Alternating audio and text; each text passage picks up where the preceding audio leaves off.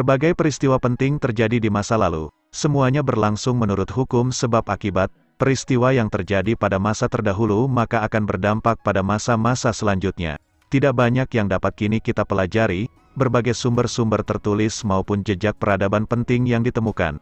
Nyatanya masih menyisakan sebuah sekat pemisah, batas antara peradaban modern dengan peradaban masa lalu yang telah berlangsung dalam kurun waktu yang begitu jauh. Demikian hingga banyak jejak peninggalan masa lalu masih sulit untuk dijelaskan, bahkan tidak sedikit di antaranya akan tetap menjadi sebuah misteri.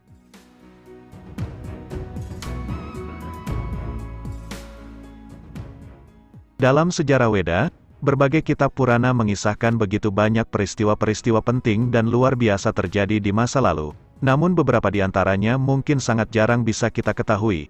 Kitab suci Weda dan bagiannya merupakan buku-buku suci yang dapat dibaca oleh kalangan terbatas. Dia yang memiliki kemurnian pikiran, jiwa, serta tingkat spiritualitas, maka akan mampu untuk memahaminya.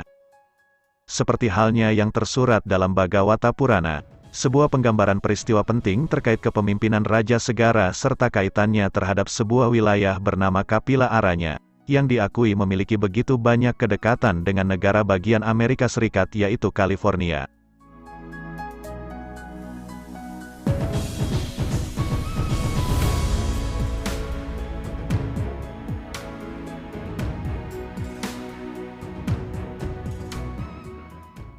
Sebelum sampai pada penjelasan kisahnya, mungkin sahabat akan mengira bahwa semua ini hanyalah sebuah kebetulan saja atau kami hanya dianggap sebagai penganut ilmu cocokologi, yang menghubung-hubungkan sesuatu hanya karena memiliki kemiripan secara kebetulan saja. Namun dapat ditegaskan bahwa kisah yang ada bukanlah sebuah rekayasa maupun imajinasi berpikir liar kami. Semua bahasan ini bersumber pada penjelasan kitab Purana serta pandangan-pandangan populer yang menyertainya. Jadi kisah ini bukan sebuah kesengajaan yang kami buat sendiri. Kalau begitu langsung saja kita menuju pada kisah selengkapnya. Pada awalnya dikisahkan mengenai Raja Bahuka yang berasal dari garis keturunan Surya Wangsa. Akibat sebuah pengkhianatan, tahta Raja Bahuka dirampas oleh saudaranya hingga mengakibatkan sang raja diasingkan ke dalam hutan bersama dengan istri-istrinya. Raja Bahuka mangkat setelahnya, meninggalkan hanya satu istri yang tengah mengandung. Ketika istri raja yang sedang hamil itu akan membakar dirinya bersama dengan jasad sang raja, orang bijak Aurva mencegahnya, mengatakan untuk tetap hidup untuk penerus raja selanjutnya. Mengetahui ada salah satu istri raja yang hamil, maka istri-istri yang lainnya berniat untuk memberinya racun. Menggagalkan kelahiran itu terjadi. Namun putra raja segera lahir. Ia terlahir dengan racun yang masih berada pada tubuhnya sehingga sang pangeran dinamai sebagai Sagara, yaitu dia yang terlahir bersama dengan racun. Setelah dewasa, sang pangeran akhirnya mampu menguasai kerajaan dan menjadi seorang raja yang bijak. Melalui guru dan para penasihatnya Raja Sagara mencari sebuah jalan agar dapat menjadi raja besar yang disegani dan kebahagiaan sejati bisa dia wujudkan. Sang guru mengatakan bahwa dalam kelahiran sebelumnya, Raja Sagara adalah seorang Brahmana yang bernasib malang. Ia memiliki seorang putri dan dia mengatur pernikahan untuk putrinya, sebagai bentuk tanggung jawab sebagai orang tua. Mendengar hal itu, Raja Sagara menyadari suatu hal bahwa dalam kehidupannya terdahulu dengan hanya menyerahkan tangan putrinya untuk menikah, dia kini mendapatkan buah karma menikmati kehidupan sebagai seorang raja. Kini angannya semakin tinggi. Sang raja memutuskan untuk melakukan pertapaan yang sangat berat, agar memiliki keturunan 60.000 anak perempuan dengan harapan pahala yang diperoleh nantinya bisa lebih besar lagi. Saat sang raja telah melaksanakan tapa, Dewa Indra mengetahui tujuan yang hendak dicapai oleh Raja Sagara. Dewa Indra menyadari bahwa apa yang dilakukan oleh sang raja kini terlalu berlebihan. Ia telah begitu berambisi untuk memperoleh kesenangannya itu.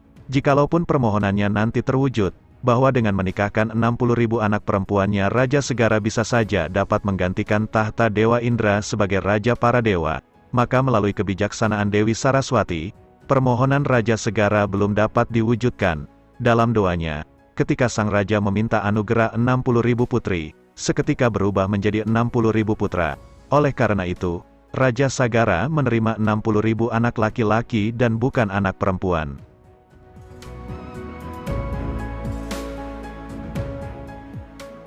Dengan memiliki 60.000 putra, Raja Sagara menjadi semakin berjaya dengan wilayah kekuasaannya yang semakin luas.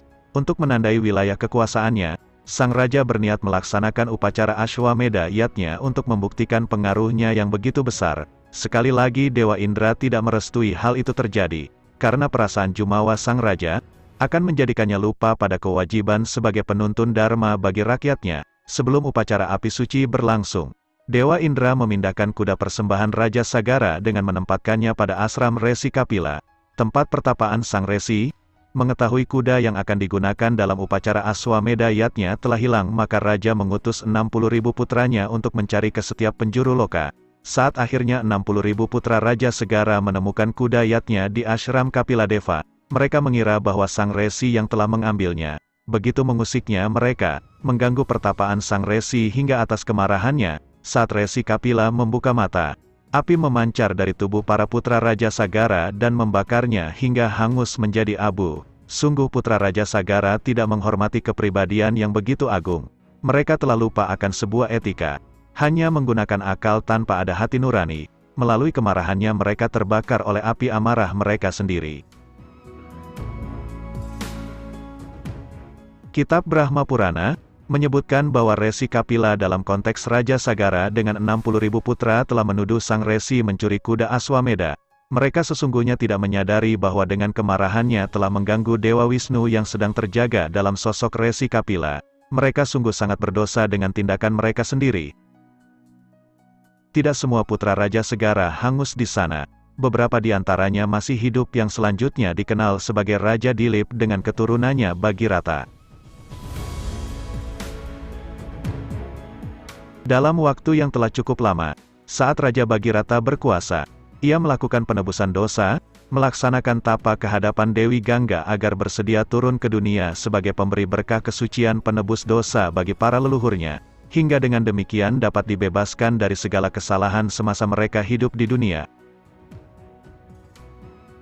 Kanci Sankarakarya Sri Chandra Sekarendra Saraswati, seorang sarjana dan pembaca Weda yang hebat, pernah membuat pernyataan tentang negara bagian California di Amerika Serikat, melalui ceramahnya pada tanggal 12 Oktober tahun 1932 di Chennai.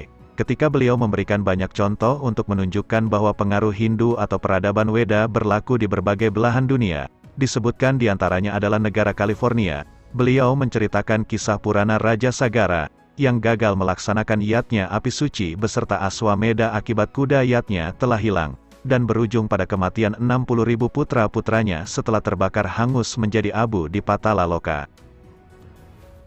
Ketika putra Raja Sagara mencapai dunia akhir, semua tempat di seberang benua India disebut Patala Loka dalam literatur Sanskerta.